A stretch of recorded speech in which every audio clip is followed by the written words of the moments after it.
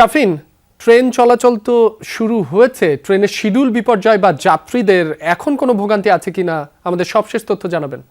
রাব্বি, Kamalapur railway স্টেশনে সবশেষ যে চিত্র সেটি হলো সকাল থেকেই ঢাকা চট্টগ্রাম এবং ঢাকা সিলেটের যেই ট্রেনগুলো সেগুলো নির্ধারিত সময়ে কাছাকাছি সময় ছেড়েছে এবং এই মুহূর্তে আসলে স্টেশন বা প্ল্যাটফর্মে কোনো ধরনের ভোগান্তির চিত্র নেই। গতকালের যেই ঘটনার জের ধরে গতকাল রাত পর্যন্ত বেশ কিছু ট্রেন বিলম্ব হয়েছিল, বিভিন্ন বিভিন্ন স্টেশনে তাদের আটকা পড়ে থাকতে হয়, যেটি মূলত ভৈরবে, কিশোরগঞ্জের ভৈরবে প্রায় কয়েক ঘন্টা ব্যাপী খুব সামান্য ঘটনাকে কেন্দ্র করে, অর্থাৎ খেলা কেন্দ্রিক একটি টুর্নামেন্ট এবং পক্ষ বিপক্ষ দলকে কেন্দ্র করে এক ধরনের সংঘর্ষ হয় এবং এই সংঘর্ষ এমন পরিস্থিতিতে গড়ায় যেখানে তারা ভৈরবের যেই জংশন অত্যন্ত গুরুত্বপূর্ণ বাংলাদেশের রেল যোগাযোগের জন্য, কারণ ঢাকা চট্টগ্রাম ঢাকা সিলেট দুটি রুটের রেলই এই জংশন দিয়ে রয়েছে, অর্থাৎ এখান থেকে ট্রেন চলাচল করতে হয়।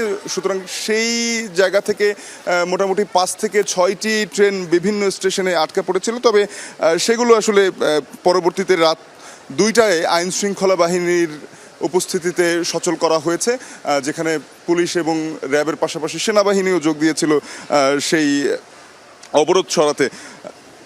ঢাকা সিলেট রুটের বেশ কিছু ট্রেন গতকাল রাতে আটকা পড়েছিল, যেখানে মহানগর গোধূলি এবং 11 সিন্দুর গোধূলি, পারাবত এক্সপ্রেস, এই ট্রেনগুলোর ঢাকা সিলেট ঢাকা চট্টগ্রাম রুটের আটকা পড়েছিল।